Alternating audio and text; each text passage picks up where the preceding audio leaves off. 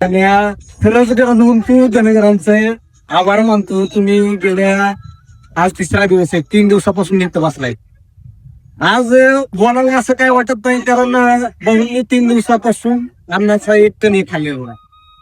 हा लढा भाऊंनी गोरगरीब धनगर समाजासाठी आपल्या हातात घेतलाय.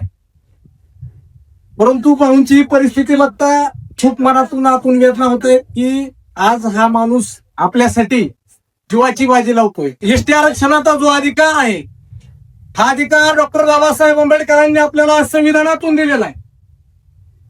परंतु संविधानाची ज्या दिवसापासून अंमलबजावणी झाली तेव्हापासून आजपर्यंत काँग्रेस असेल, भाजप असेल, इतर आणखी सत्ताधारी पक्ष असतील, या सर्वांनी धनगर समाजाची दिशाभूल करायचं काम केलं.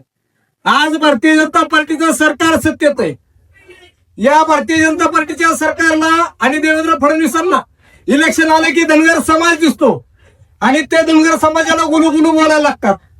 कुठं अहिल्यादेवींच्या नावाने एखादी योजना चालू करतात, ते उगा 2-4 महिन्यापुरती असते. कुठं अहिल्यादेवींचं नाव एखाद्या ठिकाणी देतात.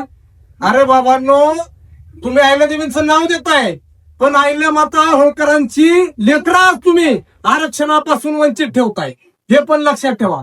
आपल्या गोरगरीब बाबड्या धनगर समाज बांधवांनी हे लक्षात ठेवायचे की भारतीय जनता पार्टीचं सरकार असेल, शिवसेनेचं सरकार असेल, राष्ट्रवादी सरकार आता सत्तेत आहे, हे सरकार धनगर समाजाची दिशाभूल करण्याचं काम करतंय.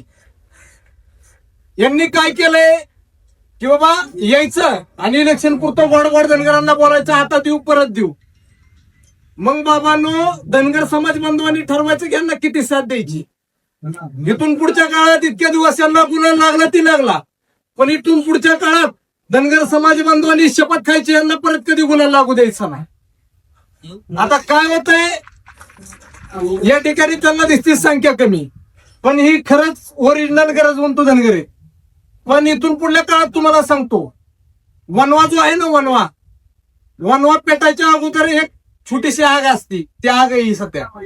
तुम्हाला शब्द देतो, दीपक भाऊ तुम्हाला पण देतो, पुढल्या 2 दिवसात ही 1000 लोक, आसपास 1000 असतील आपले लोक, म्हणजे इकडे तिकडे बसलेली, या 1000 लोकांचं पुढल्या 2-4 दिवसात 10 लाख लोकात रूपांतर होणार, हा माझा शब्द आहे.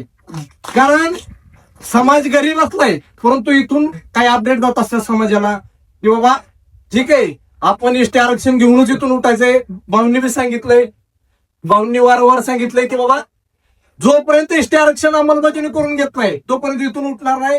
एकतर आमच्या विजयाची यात्रा तरी निघेल, नाही तर माझी अंत्ययात्रा तरी निघेल.